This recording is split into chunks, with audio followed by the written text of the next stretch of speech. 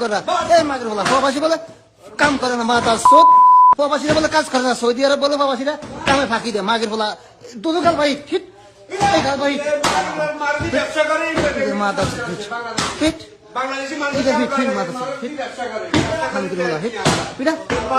দুই টাকার ভাড়াটে ইউটিউবাররা আমাদেরকে নিয়ে যত কথাই বলো, আমি আজকে একটি ফেসবুক পোস্টের মাধ্যমে বলেছি বন্ধুগণ, ওই ভাড়াটে ইউটিউবাররা ভাড়ায় খাতে ভিডিওতে লাইক কমেন্ট ও রিয়াকশনও করবেন না, এদের কোনো গুরুত্ব থাকবে না। নুরুল হক নূর বেশি বাইরে গেছস, বেয়াদবি করবি সিনিয়রদের সাথে, জুতার বাড়ির ছোটে নুরা খান ফোলা ব্যাগটার ফোলা জুতা দেখছস, সিনিয়রদের সাথে বেয়াদবি করতে পারেছি। আমি বলেছি তাকে উপদেষ্টা বানা সম্মানের সাথে। প্রথমে 3 বছর আগে বলি নাই কুত্তার বাচ্চা তোর পার্টি কে করে দিছে, তোর ডাকসুর ভিপি কি বানাইছে, কে বানাইছে?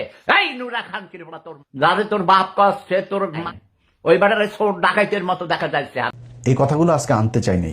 ওর ইদানিং দেখবেন চলাফেরা, ওর পাঞ্জাবি মানে নতুন নতুন পাঞ্জাবি, তারপরে হাঁটার যে ধরন, হাঁটার ভাবটা দেখলে আপনি বুঝবেন যে ফকিন্নির পোলাদের টাকা পয়সা হইলে কি হয়, এটা এর দেখে ভালো করে বুঝবেন।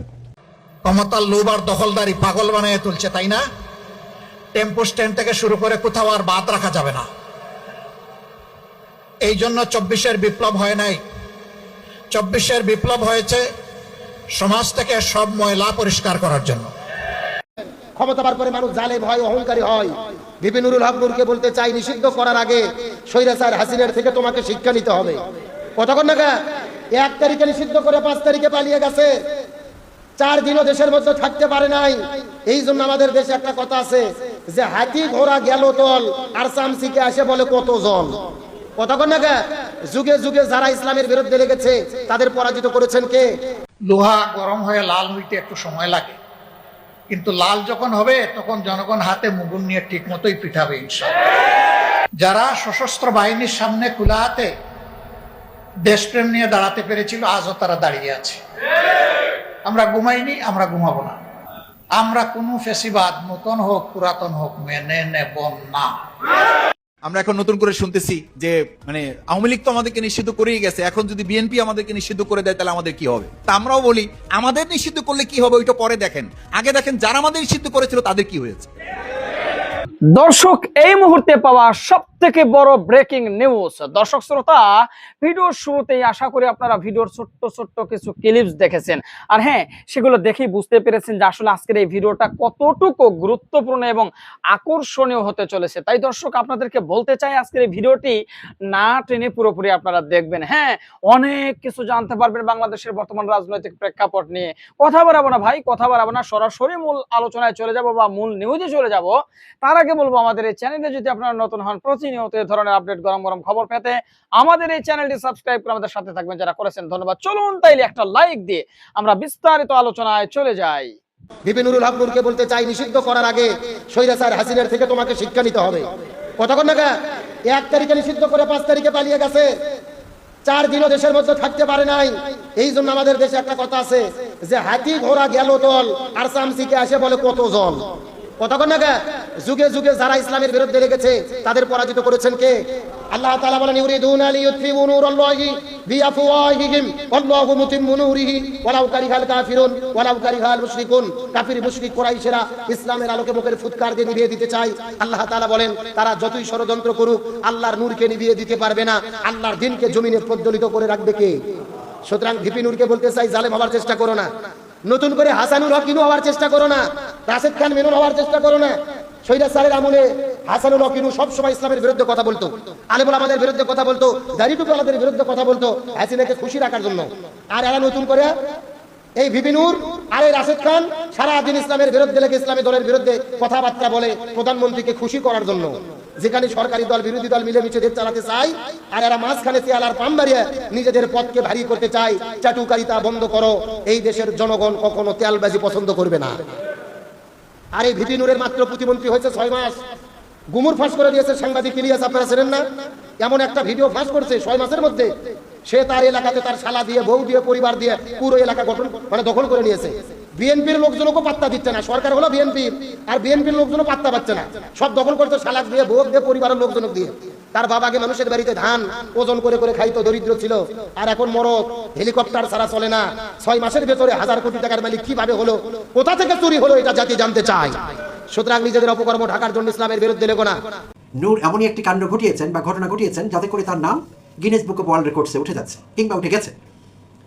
আর সেই ঘটনাটি হলো তার একটি ফেসবুক পোস্ট, যেখানে রিয়াকশন পড়েছে 1 লাখেরও বেশি, আর 1 লাখের বেশি রিয়াকশনের মধ্যে 90,000-এরও বেশি রিয়াকশন পড়েছে হা হা ক্যাটাগরিতে। তো সেই জন্যই বলছিলাম এইটি বিশ্ব রেকর্ড। এর আগে আপনারা কখনো শুনেছেন কিনা, এমন রেকর্ড কেউ করতে পেরেছেন কিনা আমি সন্দেহ পোষণ করছি। যদি আপনাদের জানা থাকে যে বাংলাদেশের আর কেউ এমন রেকর্ড করেছেন, দয়া করে কমেন্টে জানাতে বলবেন না। প্রিয় দর্শক শ্রোতা, 2 দিন আগের একটি ভিডিও, আর সেইটি করেছিলেন বিদেশে থাকা অনুসন্ধানী সাংবাদিক ইলিয়াস হোসাইন, যেটি টাইটেল ছিল নুরু ফাইলস, বিদেশে বিকাশে টাকা নিয়ে নগদে পল্টি। 2 দিন আগে পাবলিশ করা সেই ভিডিওটি 2.6 মিলিয়ন ভিউয়ার্স সেটি দেখেছেন। তো 47 মিনিটের কিছুটা বেশি, 47 মিনিট 32 সেকেন্ডের সেই ভিডিও, যেখানে ইলিয়াস হোসাইন এক্সপোজ করেছেন সরকারের এই প্রতিমন্ত্রীকে। প্রিয় দর্শক শ্রোতা, আমরা বহুদিন থেকে জানি নুরুল হক নূর একজন বিতর্কিত ব্যক্তি। নির্বাচনের আগে থেকেই অনেক কথা হচ্ছিল, এবং তিনি যখন বিএনপিতে বিলীন হলেন, বিএনপিতে মিলিয়ে গেলেন। যদিও তিনি এখন দাবি করছেন বা এমন একটি ব্যাপার আছে যে তার একটি দল এখনো আছে, গণ অধিকার পরিষদ, সেই দলের তিনি সভাপতি। আর সাধারণ সম্পাদক নির্বাচনের আগে নানা নাটকীয় ঘটনা ঘটিয়ে বিএনপিতে সরাসরি যোগ দিয়েছিলেন। তো নুরুর দল থেকে তাকে বহিষ্কার করা হয়েছিল। সেই নুরুই আবার বলেছিলেন কৌশলগত কারণে তিনি এখন বিএনপিতে যোগ দিচ্ছেন। হাজার নাটকীয় ঘটনার তারা জন্ম দিয়েছিলেন। তো যাই হোক, তো নুরুল হক নূর একসময় জনপ্রিয় হয়েছিলেন এই দেশে। মাঠে বক্তৃতা দিতেন, ভালো বক্তৃতা, অর্গানাইজ করবার ক্ষমতা আছে। 2019-এ যখন তিনি ডাকসু ভিপি হলেন, ভিপি হওয়ার পর থেকে কিন্তু সবকিছু আস্তে আস্তে বদলাতে শুরু করলো। প্রথম যে ঘটনাটি ঘটলো, মানুষ যেখানে ধাক্কা খেলেন, তিনি শেখ হাসিনাকে মা ডেকে বসলেন। শুধু তাই না, তাকে কদমবুচি করলেন, তার পা ছুঁয়ে সালাম করার ইচ্ছে ব্যক্ত করলেন, এবং সেটি তিনি করলেন। এবং সেখানে তিনি বলেছিলেন যে তিনি শুধু ছাত্রলীগের কর্মী না, ছোটোখাটো নেতাও ছিলেন। যাই হোক, আসলে তার বংশের অনেকেই আওয়ামী লীগ করতেন, তাদের আওয়ামী সংশ্লিষ্টতা।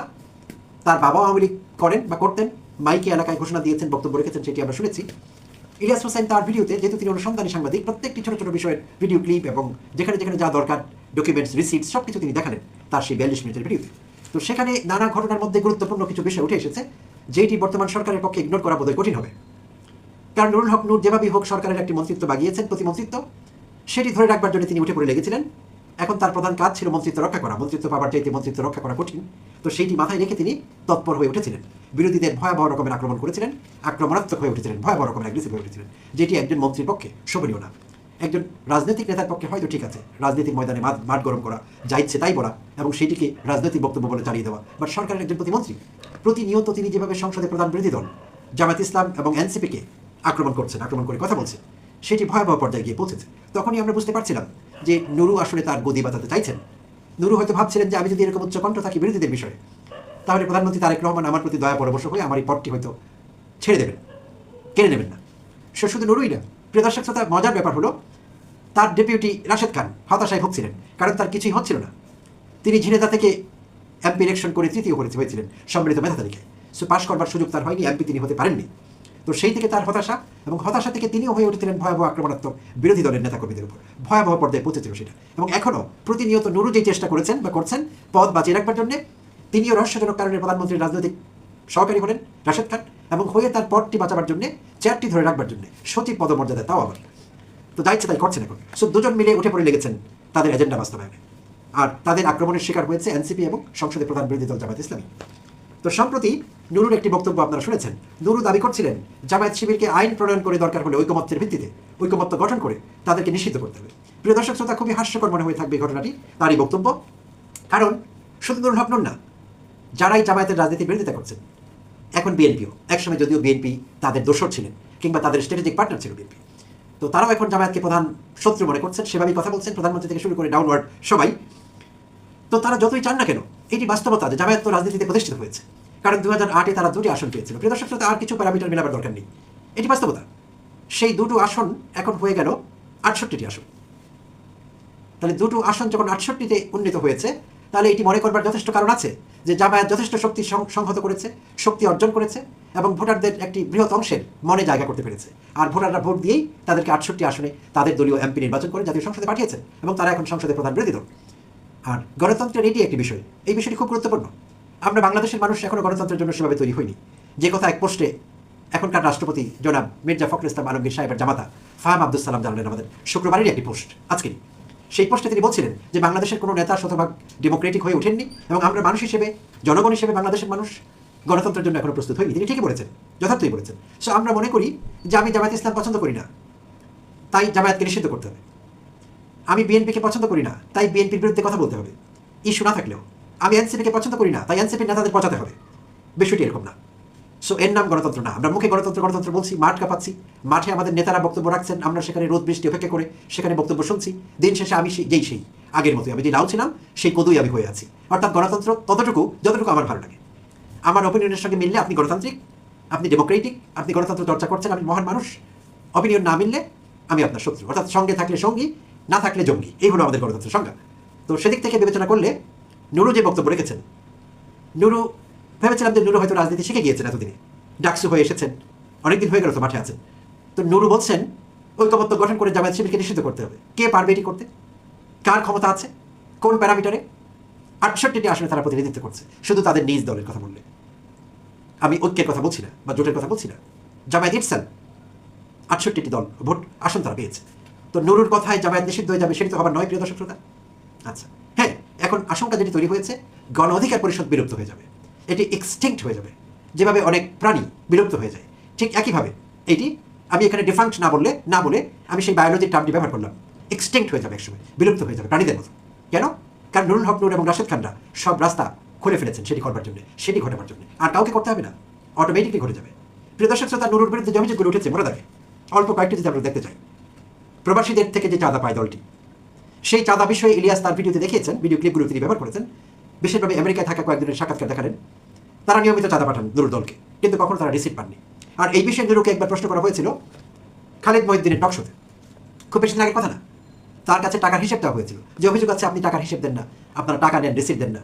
তো নুরু সেখানে কোনো রকমে গা বাঁচাবার চেষ্টা করেছে, পারেনি, দুর্বল ডিফেন্স নেবার চেষ্টা করেছিল, লাভ হয়নি। আচ্ছা, তো এই অভিযোগ অনেকদিন থেকে তার বিরুদ্ধে আছে এবং তার নিক নেম কিংবা কোড নেম হয়ে গেছে বিকাশ নুরু। সেটি তিনি নিজে আমাদের জানিয়েছেন যে অনেকে আমাকে বিকাশ নুরু বলে, এবং তিনি স্বীকারও করেছিলেন যে তার দলকে বাঁচিয়ে রেখেছিল বিএনপি এবং জামায়াতের মতো দলগুলো। খুব বেশি দিন আগের কথা না, নুরু এক ভিডিও বক্তব্যে বলেছেন যে বিএনপি এবং জামায়াত আমাদের টাকা দিত, সেই টাকায় আমরা সার্ভাইভ করতাম। তাহলে জামায়াত যদি এতই খারাপ হয়, যেই জামায়াতকে নিষিদ্ধ করতে হবে এখন, সেই জামায়াতের থেকে কিভাবে নুরু টাকা নিলেন? তার বিবেককে কোথায় বন্ধক রেখেছিলেন? কার কাছে বর্গা দিয়েছিলেন? সেই প্রশ্নগুলো কিন্তু উঠে। আচ্ছা, যাই হোক, তখন নুরুর দরকার ছিল জামায়াতকে, এখন দরকার নেই, কারণ নুরু এখন বিএনপির লোক। আচ্ছা, তো বলছিলাম তার চাঁদাবাজির কথা এবং লোকের কাছ থেকে চাঁদা নিয়ে সেটির হিসেব না দেওয়ার কথা, ব্যক্তিগত ফান্ডে ট্রান্সফার করা এবং সেই ফান্ড ব্যবহার করে নিজে ফুলে ফেপে ওঠা নানাভাবে, যেগুলোর প্রমাণ ইলিয়াস তার ভিডিওতে আগাগোড়া দেখিয়েছেন। আচ্ছা, আরেকটি গুরুতর অভিযোগ তার বিরুদ্ধে উঠেছিল। 5 আগস্টের পর তিনি চিফ প্রসিকিউটর তাজুল ইসলামকে চাপ দিয়েছিলেন তার অফিসে গিয়ে, যে তার মনোনীত কাউকে প্রসিকিউটর বানাতে হবে। তো তাজুল ইসলামকে আমরা যারা জানি, প্রিয় দর্শক শ্রোতা, আপনি জামায়াতের রাজনীতি নাও করতে পারেন, কিন্তু তাজুল ইসলাম, শিশির মনির এরা কারো কাছ থেকে টাকা নিয়ে চাপ দিয়ে কোনো কাজ করবে কিংবা তাদের দিয়ে কোনো কাজ করিয়ে নেওয়া যাবে, আমার এটি বিশ্বাস হচ্ছে না, হয় না। তাই তাজুল ইসলাম যথারীতি স্বভাবসুলভভাবে প্রতিবাদ করেছিলেন। তিনি বলেছিলেন এটি তো হতে পারে না, সরকারের নিজস্ব নীতিমালা আছে, সেই নীতিমালার আওতায় কোনো একজন প্রসিকিউটর হবেন কিংবা হবেন না, কিংবা এই পদে থাকবেন কিংবা থাকবেন না, কিছু তো সেট করা আছে, স্ট্যান্ডার্ড। আপনার কথা আমি তো সেটি করতে পারি না। নুরু প্রচণ্ড কেঁপে গিয়েছিলেন তার উপর, তাকে হুমকি দিয়েছিলেন। আর সেখানে সাংবাদিক ইলিয়াসকে কথা বলতে হয়েছিল। আর ইলিয়াসকে তখন রাশেদ খান ফোন দিয়ে বলেছিলেন যে ইলিয়াস ভাই, আমাদের মাফ করে দেন, আমরা চলে যাচ্ছি এখান থেকে, আর আপনার পোস্টটি ডিলিট করে দেন। এই তথ্য ইলিয়াস তার ভিডিওতে দিয়েছেন। প্রিয় দর্শক শ্রোতা, যদি আপনার ভিডিওটি না দেখা থাকে, যেহেতু প্রায় 43 মিনিটের, আজকাল ধৈর্য রাখা বেশ কঠিন, তথ্যটি আপনার কাজে আসবে। আচ্ছা, এবং ইলিয়াস আরও বললেন যে স্বাস্থ্য উপদেষ্টা নূরজাহান বেগমের ব্যক্তিগত সহকারী কিংবা পার্সোনাল অফিসারকে চাপ দিয়েছিলেন জুলাই অভ্যুত্থানোত্তর জুলাই যোদ্ধাদের চিকিৎসা করবার জন্য, আহতদের চিকিৎসা করবার জন্য যে চিকিৎসা সামগ্রী, চিকিৎসা সরঞ্জাম ছিল, সেগুলো বিক্রি করে দেওয়ার জন্য, বিক্রি করে টাকা নেওয়ার জন্য চাইছিলেন তিনি। তো নূরজাহান বেগমের কর্মকর্তারা রাজি হননি, তাদের উপর তিনি খেপে গিয়েছিলেন। খেপে গিয়ে দুদকে অভিযোগ করেছিলেন তাদের বিরুদ্ধে যে টাকা নিয়ে রাশিয়ায় পালিয়ে গেছে, টাকা বিদেশে পাচার করে ফেলেছে। যদিও এই তথ্যগুলো পরবর্তীতে আমরা দেখেছি অসত্য, কেউ প্রমাণ করতে পারেনি, এবং যার বিরুদ্ধে সে অভিযোগ করা হয়েছিল তিনি এখন বাংলাদেশে। এমনকি বিএনপি সরকার তদন্ত করে জানিয়েছে যে তারা এইসব অপরাধগুলো তাদের বিরুদ্ধে প্রমাণ করা যায়নি। তো সুস্পষ্ট বোঝা যাচ্ছে নুরুগম চেষ্টা করেছিলেন তাদের ডিফেন্ড করবার জন্য। যদিও আমি ক্লিন চিট দেওয়ার কোনো সুযোগ নেই, অন্তর্বর্তীকালীন সরকারের ডক্টর ইউনূসের উপদেষ্টাদের সবাই তুলসী পাতা ছিলেন, বা তাদের কর্মকর্তারা একেবারে ধোয়া তুলসী পাতা ছিলেন, তারা কোনো কিছুর সঙ্গে যুক্ত হননি, তদবির, বৌদ্ধ বাণিজ্য ইত্যাদি, সে কথা বলা যাবে না হরপ করে। সেটি থাকতেই পারে এবং থাকবার সম্ভাবনা যথেষ্টই আছে, তদন্ত করলে ভবিষ্যতে হয়তো সেগুলো বেরিয়ে আসবে। বাট নুরুর যে চেষ্টাগুলো, সেই চেষ্টাগুলো নিয়ে প্রশ্ন উঠতে পারে। আরও কথা হয়েছে সেখানে তার নিজ এলাকা পটুয়াখালীর গলাচিপা, গলাচিপা 10 মিনা। প্রিয় দর্শক শ্রোতা, সেখানে তিনি পরিবারতন্ত্র কায়েম করেছেন বলে আমরা জানলাম, এবং বিভিন্ন ভিডিও ক্লিপ দেখলাম এলাকার। সেখানে তার লোকেরা মারামারিতে জড়াচ্ছেন, এলাকার সাধারণ মানুষকে মারধর করছেন, কারো ঘর দখল করে নিচ্ছেন, ভাঙচুর করছেন, এইসব অভিযোগগুলো এসছে কিন্তু। এবং সেখানে ইন্টারেস্টিংলি আরেকটি বিষয় এসছে, যেটি সত্যিকার অর্থ উদ্বেগজনক। সেখানকার এক ইউএনও, যিনি আওয়ামীদের ছিলেন, তো জুলাই অভ্যুত্থান পরবর্তী সময়ে সেই ইউএনওকে তার নিজ জায়গায় নিজ পদে সেই জায়গায় বহাল রাখবার জন্য নুরু তার কাছ থেকে নুরুকে একটি সংবর্ধনা দেওয়া হয় উপজেলা পরিষদের পক্ষ থেকে। আর সেই সংবর্ধনার বাবদ 72-73 লক্ষ টাকা নুরুর বিরুদ্ধে আত্মসাতের অভিযোগ করেছে। ভুয়া ভাউচার বানিয়ে নানাভাবে নুরু 73 লক্ষ টাকা আত্মসাৎ করেছে। এবং শোনা যায় যে সেখানে এক রাত সেই উপজেলা পরিষদে নুরু থাকবেন, যেই রুমে থাকবেন সেখানে এসি ছিল না, নুরুর জন্য এক রাতের জন্য একটি এসি কিনতে হয়েছে এবং ইনস্টল করতে হয়েছে। সেই অভিযোগও কিন্তু ইলিয়াস তার ভিডিওতে করলেন। সো এই অভিযোগগুলোকে সব উড়িয়ে দেওয়া যাবে এরকম না। সেখান থেকে 5 to 10% যদি সত্যি হয়, তাহলে নুরুর আর প্রতিমন্ত্রী পদে থাকবার কোনো যোগ্যতা থাকে না। নুরুর সেই নৈতিক অধিকার থাকে না, তিনি সেগুলো হারিয়েছেন প্রিয় দর্শক শ্রোতা। এবং প্রধানমন্ত্রী তারেক রহমানকে দ্রুতই তার বিরুদ্ধে সিদ্ধান্ত নিতে হবে। এই বিষয়গুলো তুড়ি মেরে উড়িয়ে দেওয়ার মতো কোনো বিষয় না, কারণ তার ভাবমূর্তিকে সেগুলো প্রশ্নবিদ্ধ করবে। তার ভাবমূর্তি এমনিতেই খুব উজ্জ্বল, সে কথা বলা যাবে না। তারপর নুরু এবং রাশেদদের মতো লোককে প্রশ্রয় দিতে থাকলে পরিস্থিতি নিয়ন্ত্রণের বাইরে যাবে, আর এই দায় প্রধানমন্ত্রীকে নিতে হবে। সো এখন সবচেয়ে বড় প্রশ্ন হলো, বিএনপি এবং সরকার প্রধান নুরুর এইসব অপরাধগুলোর বিষয়ে চোখ বন্ধ করে থাকবেন, বিরোধী দলের প্রপাগান্ডা হিসেবে উড়িয়ে দেবেন, নাকি নুরুর বিরুদ্ধে কোনো সিদ্ধান্ত নেবেন? সেই প্রশ্নটির উত্তর কিন্তু এই দেশে কোটি কোটি মানুষ জানতে চাইছে। আর ইন্টারেস্টিংলি, নুরুল হক নূর আজই এক পোস্টে সাংবাদিক ইলিয়াস হোসাইন এবং অনলাইন অ্যাক্টিভিস্ট এবং লেখক পিনাকি ভট্টাচার্য সম্পর্কে কিছু কথা বলেছেন, যেখানে তাদের সম্পর্কে তিনি সাবধান করেছেন। তার দলের নেতাকর্মী, তার শুভাকাঙ্ক্ষীদের বলেছেন যে তাদেরকে উপেক্ষা করতে হবে, ইগনোর করতে হবে।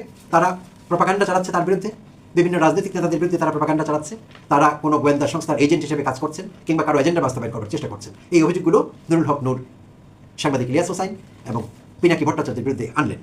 রাজনীতিতে কখন যে বন্ধু শত্রু হয় আর কখন মিত্ররা প্রতিপক্ষ হয়ে দাঁড়ায় তা বোঝার উপায় নেই। ছাত্র আন্দোলনের দীর্ঘদিনের সহযোদ্ধা নুরুল হক নূর এবং জামাতে ইসলামী, যাদের সাম্প্রতিক সময় একই প্ল্যাটফর্মে দেখা যাওয়ার কথা ছিল, তাদের মধ্যে এখন তৈরি হয়েছে তীব্র বিরোধ। নূর সরাসরি বলছেন জামাতকে নিষিদ্ধ করতে হবে। হঠাৎ নূরের এই অবস্থানের পেছনে কারণ কি? কেন তিনি জামাতের নাম থেকে ইসলাম শব্দটি বাদ দেওয়ার আহ্বান জানালেন? আজকের ভিডিওতে আমরা বিশ্লেষণ করব নূরের এই ইউটার্ন বা কঠোর অবস্থানের নেপথ্যের গল্প। সম্প্রতি গণ অধিকার পরিষদের সভাপতি নুরুল হক নূর কুষ্টিয়ায় আহত সোহানুর রহমানকে দেখতে গিয়ে জামাতের বিরুদ্ধে তোপ দাগেন। তিনি দাবি করছেন জামাত শিবির এখন জালেম সংগঠনে পরিণত হয়েছে। নূরের মতে শুধু আওয়ামী লীগ নয়, জামাত শিবিরও ফ্যাসিস্ট মানসিকতা বহন করে। তিনি ভয় পাচ্ছেন জামাত যদি এখন থেকেই সুযোগ পায়, তবে তারা ভবিষ্যতে আওয়ামী লীগের চেয়েও ভয়াবহ ফ্যাসিবাদে রূপ নিতে পারে। নূরের ক্ষোভের একটি বড় কারণ জামাত নেতা ও সংসদ সদস্য আমির হামজা। নূরের অভিযোগ, আমির হামজা বিভিন্ন সময় নারী সংসদ সদস্যদের নিয়ে কুরুচিপূর্ণ এবং অশ্লীল মন্তব্য করেছেন। এছাড়া জামাতের আরেক এমপি নজরুল ইসলামের কর্মকাণ্ড নিয়েও তিনি প্রশ্ন তুলেছেন। নূরের ভাষায় জামাতে ইসলামী ইসলামের লেবাস ব্যবহার করে ইসলামেরই সবচেয়ে বেশি ক্ষতি করছে। এজন্যই তিনি জামায়াতকে তাদের নাম থেকে ইসলাম শব্দটি বাদ দেওয়ার চ্যালেঞ্জ ছুড়ে দিয়েছেন। ডক্টর মোহাম্মদ ইউনূসের নেতৃত্বাধীন অন্তর্বর্তীকালীন সরকার ও তার কার্যক্রমের তীব্র সমালোচনা করে নুরুল হক নূর অভিযোগ করেছেন যে এই সরকার জাতির সাথে প্রতারণা করেছে এবং জামাতে ইসলামীকে ক্ষমতায় আনার সমস্ত পথ সুগম করেছিল।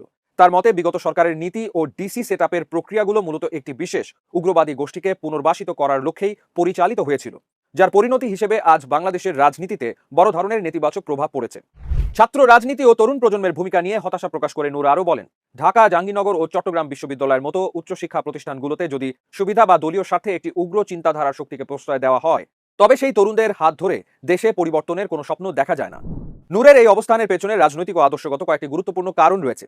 রাজনৈতিক বিশ্লেষকদের মতে এক্ষেত্রে প্রধানত তিনটি দিক লক্ষণীয়। প্রথমত, রাজনৈতিক স্পেসের লড়াই, যেখানে নূর বুঝতে পারছেন যে জামায়াত শক্তিশালী হলে তার নিজের দলের রাজনৈতিক ভবিষ্যৎ সংকটে পড়তে পারে। দ্বিতীয়ত, আদর্শিক দ্বন্দ্ব, যেখানে গণ অধিকার পরিষদ একটি উদারপন্থী রাজনৈতিক ধারা বজায় রাখতে চায় যা জামায়াতের উগ্রবাদী রাজনীতির সাথে সরাসরি সাংঘর্ষিক। এবং তৃতীয়ত, ভোট ব্যাংক, যেখানে জামায়াত শিবিরের সহিংস অতীত ও সাম্প্রতিক কর্মকাণ্ডকে পুঁজি করে নূর সাধারণ জনগণের একটি বড় অংশের সহানুভূতি পাওয়ার চেষ্টা করছেন।